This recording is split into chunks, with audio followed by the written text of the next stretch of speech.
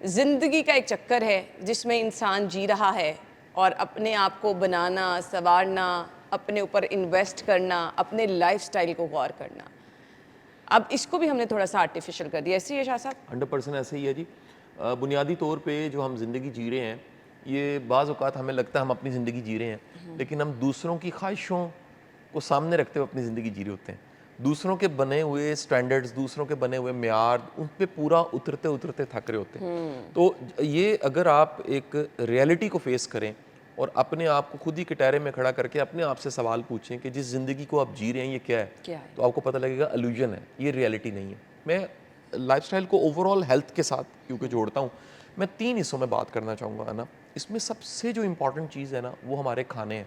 یعنی life style صرف یہ نہیں ہے کہ آپ کپڑے کون سے پہنتے ہیں، وارڈروب کیا ہے، یہ ایک براڈر ٹرم میں اس میں آ جاتا ہے کہ آپ کا کھانا پینا، اس کے پیٹرنز کیا ہیں. بدقسمتی دیکھیے اس وقت آپ کے ملک میں ریکارڈ جو ہے نا وہ 3.5 کروڑ لوگوں کو شوگر ہو چکی ہے. ایسے ہی جو ریکارڈ ہے. اور کیا سب نے اپنا شوگر کا ٹیسٹ کروایا؟ نہیں. اگر سب کروائیں تو ایک اندازہ ہے 5.5 کروڑ لوگوں کو شوگر ہو چکی ہے. اور شوگر ہونے کا مطلب میٹابولک سنڈروم کیا ہے؟ بیماریوں کی ماں ہے. یہ ایک بیماری کے ذریعے کتنی بیماریاں جنم لیتی ہیں. اب یہ جو 5.5 کروڑ کو شوگر ہو چکی ہے اور 2-3 کروڑ بارڈر لائن پہ بھی کھڑے ہوں گے، ذرا غور کیجئے ایسا کیا ہوا؟ یہ ایک بیماری کی قسم ہے. دوسرے پہ آ جاتے ہیں.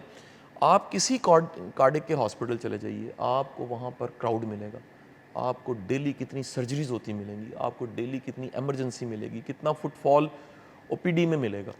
آپ جا کے پتہ کیجئے کتنی دوائیں، کتنی میڈیسن سیکیٹری کی بک رہی ہیں.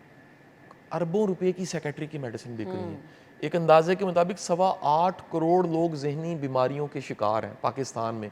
یعنی آپ ٹوٹل آبادی نہ لگا لیں، اگر ٹوٹل آبادی آپ کی تقریباً 30 کروڑ ہے تو آدھے لوگ پاکستان میں بیمار ہیں. بالکل. یا وہ جسمانی طور پہ بیمار ہیں یا وہ ذہنی طور پہ بیمار ہیں. آپ سروے کنڈکٹ کر لیجئے کسی جگہ پہ، یہ ادارہ ہے اس میں فرض کرتے ہیں 100 لوگ کام کر رہے ہیں، آپ ان 100 لوگوں سے ایک چھوٹا سا سروے کنڈکٹ کریں کس کس کے گھر میں ڈیلی کو میڈیسن کھائی جاتی ہے.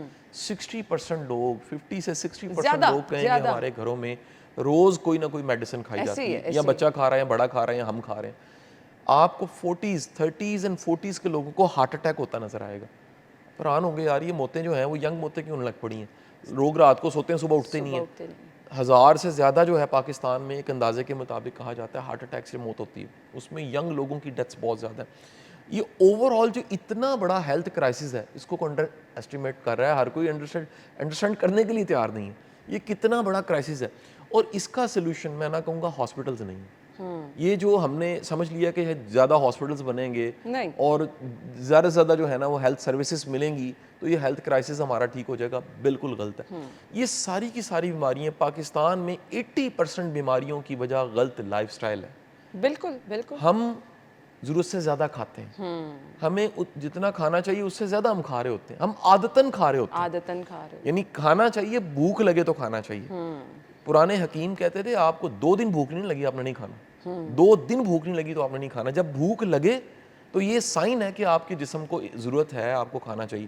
ہم اپنی ٹائم کے مطابق کھانا کھا لیتے ہیں. ہم صبح اٹھ کے ناشتہ کرتے ہیں، درمیان میں منچنگ کرتے ہیں، پھر لنچ کرتے ہیں. اس کے بعد پھر ہم چائے کا ٹائم ہو جاتا ہے شام کی، چائے کے ساتھ پھر کچھ منچنگ کرتے ہیں. اس کے تھوڑی دیر کے بعد پھر ہم کھانا کھا رہے ہوتے ہیں. اور کھانے کی کوانٹٹی بھی وہ جو سنت کا طریقہ تھا کہ آپ اپنے معدے کو 3 حصوں میں تقسیم کر دو، ایک کھانے کے لیے، پانی کے لیے، خالی چھوڑ دو. ٹھیک ہے جی. ہم تینوں حصے میں کھانا رکھتے ہیں. ہم کھانے پہ کھانا کھا لیتے ہیں. کتنے ایسے لوگ ہیں وہ کھانے پہ کھانا کھا لیتے ہیں. اچھا پھر اس کے بعد اسی کے ساتھ کھانے کے ساتھ ہی جڑ جاتا ہے لائف سٹائل کا ایک حصہ کہ کھانا کب ہے.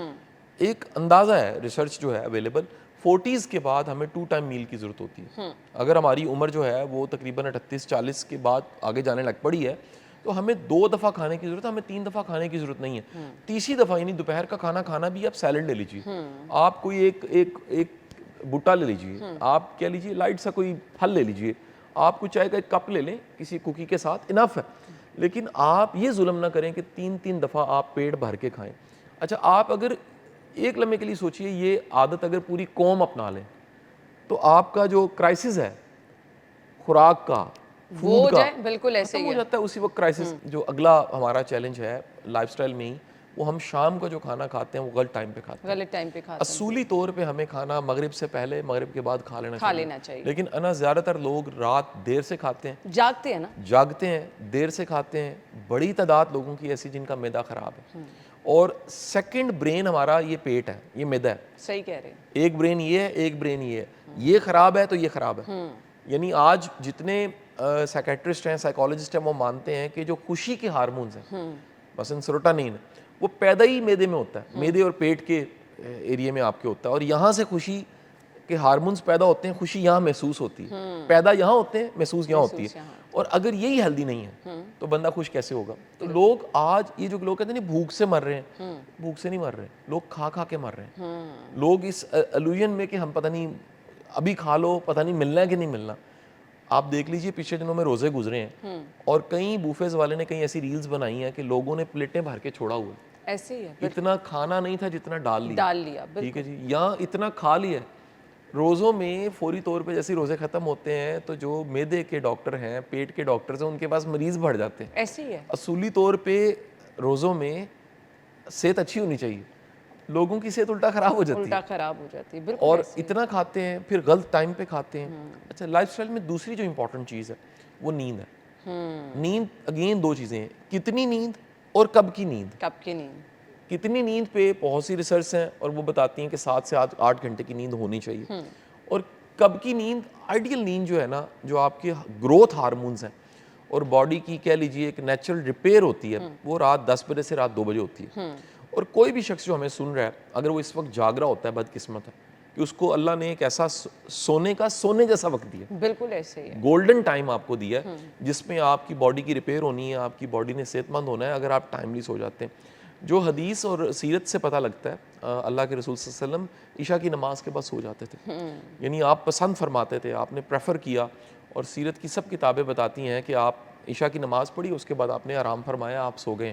ہم دیکھیے تا دیر جاگ رہے ہیں, پھر صبح دیر سے اٹھتے ہیں. اور وہ برکت والا ٹائم جو جس میں کہہ لیجیے پوری دنیا کا آکسیجن لیول اوپر چلا جاتا ہے, ایسی ریز ملتی ہیں, سن لائٹ ایسی ملتی ہے جس سے آپ کے اندر ایک ہوپ اور پازیٹیوٹی پیدا ہوتی ہے. اس سارے خوبصورت وقت کو ہم ضائع کر دیتے ہیں اور ہم دوپہر کو اٹھ کے دن شروع کر رہے ہوتے ہیں. ایک سروے کے مطابق پاکستان میں سب سے زیادہ معدے کی دوائی کراچی میں بکتی ہے. اچھا جی, سب سے زیادہ. وجہ کیا ہے؟ لائف سٹائل غلط ہے. آپ دیکھیے کراچی رات کو جاگتا ہے.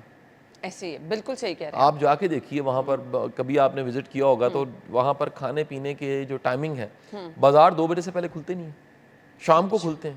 بڑے بازار ایسے ہیں, بڑی دکانیں ایسی ہیں, وہ 3-4 بجے کھولتے ہیں. پورا دن جو ہے وہ سوئے رہتے ہیں, رات کو پھر تا دیر جاگتے ہیں. برکت کہاں سے آنی؟ میں سمجھتا ہوں یہ اسٹیٹ کو ایک پالیسی بنانی چاہیے کہ سن لائٹ کو استعمال کریں, جو اتنی بڑی نعمت اللہ نے پاکستان کو دی ہوئی ہے, جس کی وجہ سے اتنے سولر بھی لگ گئے ہیں. بالکل صحیح بات. اس سورج کی روشنی کو استعمال کریں, اور سورج کی یہ جو گھڑی ہمیں ملی ہوئی ہے قدرت کی طرف سے, اس کے ساتھ باڈی کی کلاک کو ایڈجسٹ کریں. تیسرا حصہ اگر آپ اجازت دیں تو پھر ہم اگلے موضوع پہ جانے سے پہلے وہ بھی ڈسکس کر لیں, وہ توکل ہے. ایمان بذات خود شفا ہے, توکل خدا بذات خود شفا ہے. یہ یقین ہونا کہ میرا وارث کل بھی رب تھا, آج بھی میرا رب ہے, کل بھی رب ہوگا. بے شک. کل وہ اسباب پیدا کرے گا, کل وہ ایسے حالات پیدا کرے گا, کل ایسے لوگ آئیں گے, ایسی چیزیں آئیں گی زندگی میں کہ اس نے مجھے پالنا ہے.